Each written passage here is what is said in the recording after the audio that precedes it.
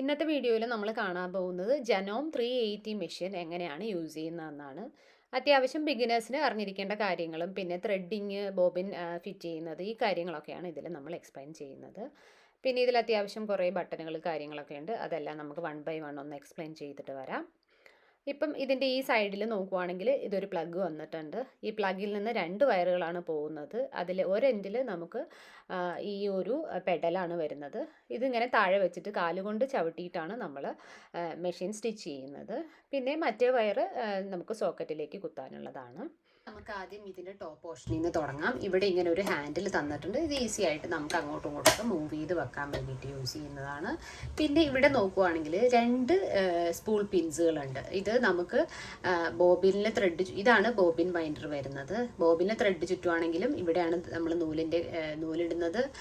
പിന്നെ സ്റ്റിച്ച് ചെയ്യുന്നതിനാണെങ്കിലും ഇവിടെയും ഇടാം. ഈ 2 എണ്ണം വേണമെങ്കിൽ 2 ഡിഫറെൻറ്റ് കളർ ഇട്ടിട്ട് നമുക്ക് ഈ ഒരു സ്പെഷ്യൽ സ്റ്റിച്ചസ് അല്ലെങ്കിൽ എംബ്രോയ്ഡറി സ്റ്റിച്ചസ് ഒക്കെ ചെയ്യുന്ന സമയത്ത് യൂസ് ചെയ്യാം. നമുക്ക് ബോബിൻ ചുറ്റാം. ഞാനിപ്പോൾ ഈ ത്രെഡ് ഇതേ ഇവിടേക്ക് ഇടുന്നുണ്ട്. ഈ സ്പിൻ പൂളിലേക്ക് ഇട്ട് കൊടുത്തിട്ടുണ്ട്. അതിൻ്റെ ഒരു എഡ്ജ് ഞാനിങ്ങനെ കയ്യിൽ പിടിച്ചിട്ടുണ്ട്. ഈ കാണുന്നതാണ് ബോബിൻ വൈൻഡർ ഡിസ്ക് എന്ന് പറയുന്നത്. ബോബിൻ വൈൻഡർ ടെൻഷൻ ഡിസ്ക് എന്നാണ് ഇതിൻ്റെ പേര്. ഈ ഒരു ഡിസ്കിൻ്റെ ഉള്ളിലൂടെ നമ്മളിങ്ങനെ ഇട്ട് റൊട്ടേറ്റ് ചെയ്ത് ഇങ്ങടേക്ക് കൊണ്ടുവരികയാണ് ചെയ്യുക. ഇതിനോടൊപ്പം വരുന്നത് ഗ്ലാസ് ബോബിൻസ് ആണ്. നമുക്ക് മെറ്റൽ ബോബിൻസ് മേടിക്കാൻ കിട്ടും. അപ്പം ഇതിന് 2 സൈഡിലും ഇങ്ങനെ ഹോളുണ്ട്. ആ ഹോളിലൂടെ നമുക്കിങ്ങനെ ത്രെഡ് ഇങ്ങനെ കോർത്ത് പുറത്തേക്ക് ഇട്ടിട്ട് നമുക്ക് ഇതിനെ ഒന്ന് ലോക്ക് ചെയ്യാം. പക്ഷെ ഞാൻ എപ്പോഴും അങ്ങനെ കോർക്കാൻ നിൽക്കാറില്ല. 2 ചുറ്റി ഇങ്ങനെ ഒന്ന് ചുറ്റാറാണ് പതിവ്. ഇങ്ങനെ ഒന്ന് ചുറ്റിയിട്ട് ഇതിലേക്ക് ഇങ്ങനെ ഇട്ട് കൊടുക്കും. അതിനുശേഷം ഇതൊന്ന് ലോക്കാക്കും. ഇങ്ങനെ ലോക്കാക്കിയിട്ടാണ് നമ്മളെപ്പോഴും ബോബിന് ചുറ്റാറ്. താഴത്തെ പെഡൽ ഞാനിങ്ങനെ മുകളിലേക്ക് വെച്ചേക്കാണ്. ഞാനിപ്പോൾ കൈ കൊണ്ട് പ്രസ് ചെയ്യുന്നുള്ളൂ. നോർമലി നമ്മൾ കാലുകൊണ്ടാണ് ചെയ്യാറ്. അപ്പോൾ ഞാനിപ്പോൾ ഇവിടെ ഇങ്ങനെ പ്രസ് ചെയ്ത് കൊടുക്കുന്നുണ്ട്. അപ്പോൾ ഇപ്പോൾ ഇവിടെ നിങ്ങൾക്ക് നോക്കിക്കഴിഞ്ഞാൽ അറിയാം, ഇവിടെ ഇപ്പം ഈ ഒരു ബോബിൻ വീല് ചുറ്റുന്ന സമയത്ത് തന്നെ ഈ മെഷീൻ്റെ ഈ സ്റ്റിച്ചിങ് പോർഷനൊക്കെ റണ്ണിങ് ആണ്. അതായത് ഈ ഒരു പോർഷനൊക്കെ റണ്ണിങ് ആണ്. നമുക്കിതൊന്ന് സ്റ്റോപ്പ് ചെയ്ത് വെക്കാം. അതെങ്ങനെയാണെന്ന് വെച്ച് കഴിഞ്ഞാൽ, നമുക്കിപ്പം ഈ ഒരു ഇത് നമ്മുടെ ഹാൻഡ് വീലാണ്. ഈ ഹാൻഡ് വീല് കൊണ്ടാണ് നമ്മൾ ഈ ഒരു ഭാഗത്തെ നീഡിൽ ഇങ്ങനെ ഒന്ന് ഓപ്പൺ ആക്കുക, പിന്നെ ഇവിടുത്തെ ഈ ഒരു ടെൻഷൻ ഓപ്പൺ ആക്കുക ഒക്കെ ചെയ്യുന്നത്. ഇതിൻ്റെ ഈ ഭാഗത്തൊരു ലോക്ക് ഉണ്ട്. അത് നമുക്ക് ഇങ്ങനെ ഒന്ന് തിരിച്ചു കൊടുത്തു കഴിഞ്ഞാൽ അത് ലോക്കാവും. പക്ഷേ ഈ മെഷീനിൽ അത് കറക്റ്റായിട്ട് വർക്ക് ചെയ്യുന്നില്ല. അപ്പോൾ ഈ ഭാഗം റണ്ണാവാണ്ട് തന്നെ ഇവിടെ സ്റ്റോപ്പായി നിൽക്കുകയും ഇതിങ്ങനെ ചുറ്റിക്കൊണ്ടിരിക്കുകയും ചെയ്യും. അത് ഞാൻ പിന്നീടൊന്ന് പറ്റുവാണെങ്കിൽ ഞാനതും കൂടി ഒന്ന് കവർ ചെയ്ത് ഈ വീഡിയോയിൽ ഇടാം. ഇപ്പം നമുക്ക് ഇതൊന്ന് ചുറ്റിയെടുക്കാം. ഇനി ഇതൊന്ന് കട്ട് ചെയ്തിട്ട് ബോബിന് പുറത്തേക്ക് എടുക്കുന്നു. അപ്പോൾ ബോബിന് പുറത്തേക്ക് എടുക്കുന്നതിന് മുമ്പ് നമ്മളിപ്പോൾ ഇങ്ങനെ ലോക്കാക്കി വെച്ചിരിക്കുന്നത് റിലീസാക്കി കൊടുക്കും. എന്നിട്ട് പുറത്തേക്ക് എടുക്കുന്നു.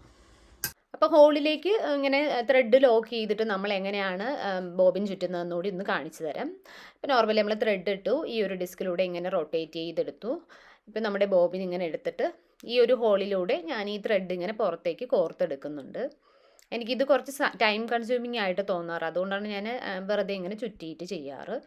ഇതിപ്പോൾ ഇങ്ങനെ ഞാനൊന്ന് ഇൻസേർട്ട് ചെയ്ത് പുറത്തേക്ക് എടുക്കുന്നുണ്ട്.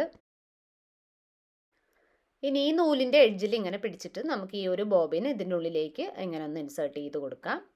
അതിനുശേഷം നമുക്ക് ഇതിനൊന്ന് സൈഡിലേക്ക് തിരിച്ചിട്ട് ലോക്ക് ചെയ്ത് വെക്കാം.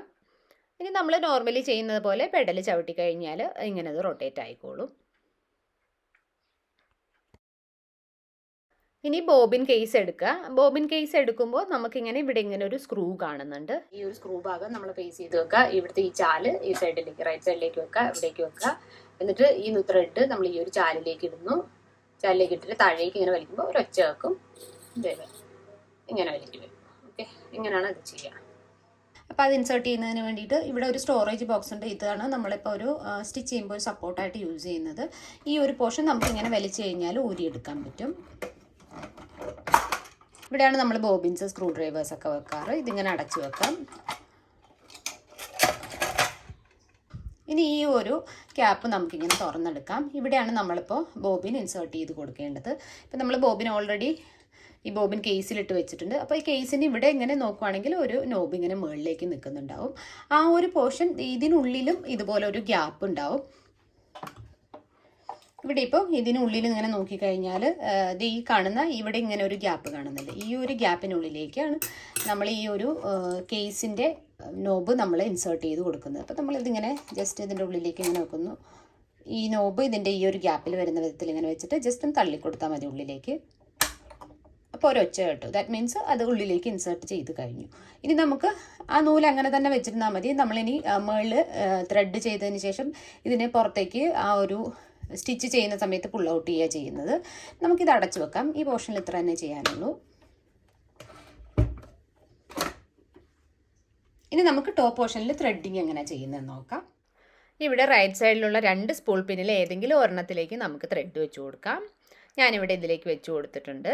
പിന്നെ ഈ റൈറ്റ് സൈഡിൽ കാണുന്ന ഈ ഒരു വീലാണ് ഹാൻഡ് വീൽ എന്ന് പറയുന്നത്. ഇത് നമുക്ക് ഇങ്ങനെ റൊട്ടേറ്റ് ചെയ്യുന്നതനുസരിച്ചിട്ടാണ് ഈ നീഡിൽ മുകളിലേക്കും താഴേക്കും പോകുന്നത്. അതുപോലെ തന്നെ മുകളിൽ നോക്കുകയാണെങ്കിൽ ഇവിടെ ഒരു ടേക്കപ്പ് ലിവർ ഉണ്ട്. ഇതും ഈ ഒരു റൊട്ടേഷൻ അനുസരിച്ചാണ് മുകളിലേക്കും താഴേക്കും വരുന്നത്.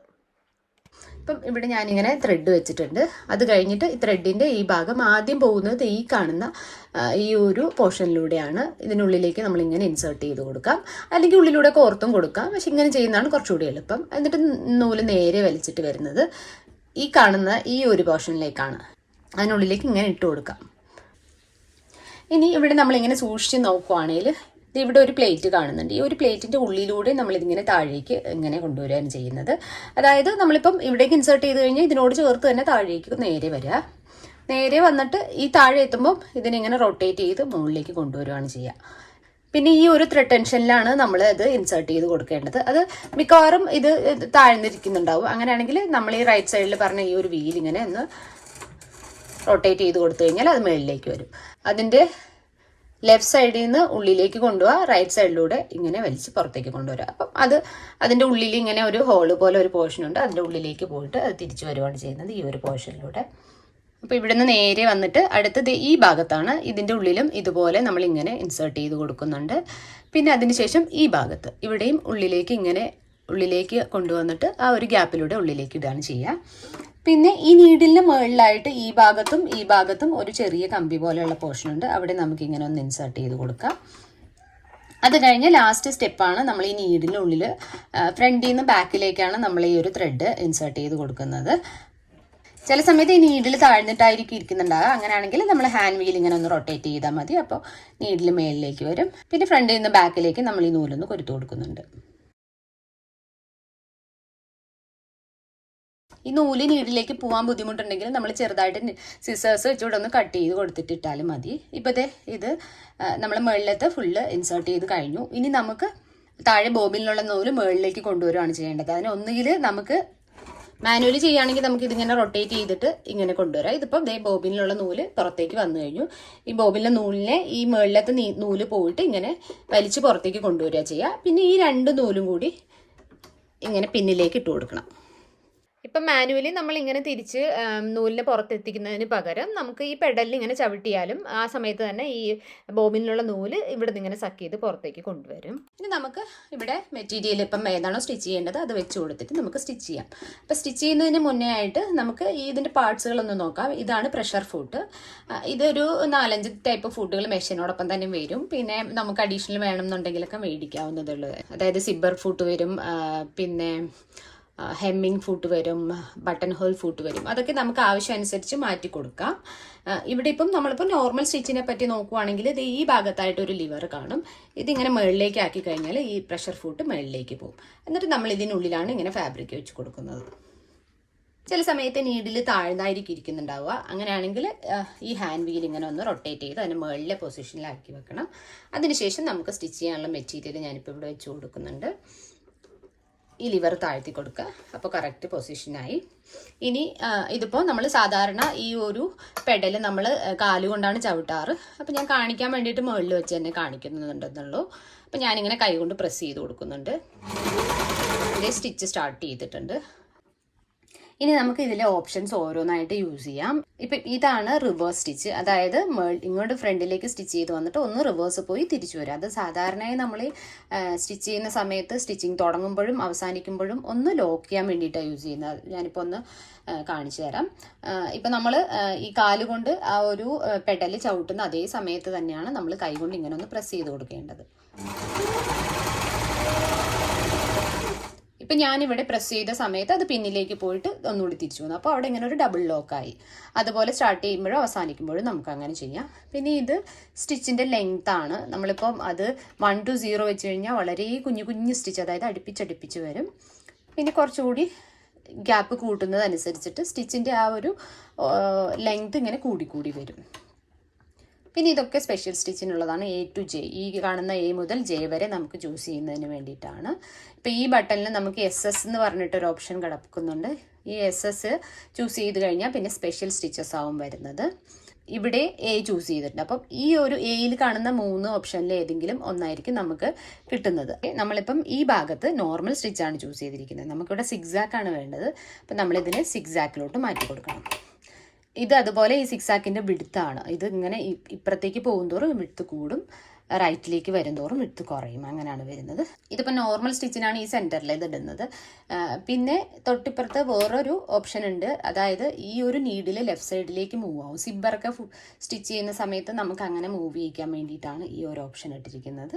പിന്നെ ഈ താഴെ കാണുന്ന 4 ബട്ടൺ ഹോൾ തുന്നുന്നതിന് വേണ്ടിയിട്ടുള്ളതാണ്. അതെല്ലാം സ്പെഷ്യൽ സ്റ്റിച്ചസിൽ വരുന്നതാണ്. ബേസിക്കലി നോർമൽ സ്റ്റിച്ച് ചെയ്യുന്ന സമയത്ത് നമ്മൾ ഇതാണ് യൂസ് ചെയ്യാറുള്ളത്. ഇതാണ് ടെൻഷൻ റെഗുലേറ്റർ. ഇത് അഡ്ജസ്റ്റ് ചെയ്യുന്നതനുസരിച്ചാണ് ഇവിടെ വരുന്ന സ്റ്റിച്ചസിന് ഒരു ടൈറ്റ്നെസ് വരുന്നത്. ഇത് ഒത്തിരി ടൈറ്റായിട്ട് ഇരിക്കുവാണെങ്കിൽ പെട്ടെന്ന് നൂല് പൊട്ടിപ്പോകാനൊക്കെ ചാൻസ് ഉണ്ട്. പിന്നെ ഒത്തിരി ലൂസാണെങ്കിൽ സ്റ്റിച്ച് ചെയ്തിട്ട് നമ്മൾ നോക്കുമ്പോൾ നൂലൊക്കെ ഇങ്ങനെ ഭയങ്കര ലൂസായിട്ടുണ്ടാകും. അത് ഇവിടുത്തെ ഈ ഒരു അഡ്ജസ്റ്റ്മെൻ്റ് ഒന്ന് നോക്കിയിട്ട് ടൈറ്റാക്കി ലൂസാക്കി ചെക്ക് ചെയ്തിട്ട് പ്രോപ്പറാക്കി വെച്ചതിന് ശേഷം സ്റ്റിച്ച് ചെയ്യുന്നതാണ് നല്ലത്. ഇനി നമുക്ക് സ്റ്റിച്ച് കണ്ടിന്യൂ ചെയ്യാം. ഞാൻ 3 ഇട്ടിരിക്കുന്നത്, ഒന്ന് വലുതാക്കി കൊടുക്കുന്നുണ്ട്, 4 കൊടുക്കുന്നുണ്ട്. ഇപ്പോൾ സ്റ്റിച്ചിങ് കഴിഞ്ഞ് കഴിഞ്ഞാൽ നമുക്ക് ഇതിനോടൊപ്പം തന്നെ ഒരു കട്ടർ ഉണ്ട് ഈ ഭാഗത്ത്. അപ്പോൾ നമുക്ക് ജസ്റ്റ് ഇങ്ങനെ തന്നെ ഒന്നുകൂടെ ചവിട്ടി കൊടുക്കാം. എന്നിട്ട് ഈ ഒരു കട്ടറിലൂടെ ഇങ്ങനെ എടുത്തു കഴിഞ്ഞാൽ ഇവിടെ നിന്ന് ഇങ്ങനെ കട്ടായി പോരും. ഇപ്പം ഈ ഭാഗത്ത് കാണുന്ന ഇതാണ് കട്ടർ വരുന്നത്. ഇപ്പോൾ ഇത് ഇവിടെ നിന്നാണ് സ്റ്റിച്ച് ചെയ്ത് വന്നത്. അതിനെ ഇതിനുള്ളിലൂടെ കയറ്റി ഇങ്ങനെ അങ്ങ് വലിച്ചു കഴിഞ്ഞാൽ അവിടെ ഒരു ബ്ലേഡ് ഉണ്ട്, അതിലൂടെ കട്ട് ചെയ്തിട്ട് നമുക്ക് ഈ ഒരു ത്രെഡ് ഇങ്ങനെ കട്ടായിട്ട് നമ്മുടെ കയ്യിൽ പോരും. അപ്പോൾ ഇന്നത്തെ വീഡിയോയിൽ ബിഗിനേഴ്സ് ആയിട്ടുള്ളവർക്ക് ജസ്റ്റ് ഒന്ന് സ്റ്റിച്ചിങ് തുടങ്ങാനുള്ള കാര്യങ്ങളാണ് നമ്മൾ ഡിസ്കസ് ചെയ്തത്. അപ്പോൾ ഇനി വരുന്ന വീഡിയോയിൽ നമുക്ക് ഇതിൽ കുറച്ച് പാർട്സുകളൊക്കെ കൂടി എക്സ്പ്ലെയിൻ ചെയ്യാനുണ്ട്. ഇപ്പോൾ ഈ ഒരു പ്രഷർ ഫൂട്ട് മാറ്റുന്നത്, നീഡിൽ ചേഞ്ച്, പിന്നെ തിക്കറായിട്ടുള്ള ഫാബ്രിക്കൊക്കെ എങ്ങനെയാണ് സ്റ്റിച്ച് ചെയ്യുന്നത്, അതുപോലെ തന്നെ ഇപ്പോൾ മെഷീൻ എന്തെങ്കിലുമൊക്കെ കംപ്ലയിൻറ്റ് വന്നു കഴിഞ്ഞാൽ നമുക്ക് എങ്ങനെ റെക്ടിഫൈ ചെയ്യാൻ പറ്റും, ഈ കാര്യങ്ങളൊക്കെ ചേർത്തിട്ട് നമുക്ക് മറ്റൊരു വീഡിയോയിൽ കാണാം. അതുവരേക്കും എല്ലാവർക്കും ബൈ ബൈ.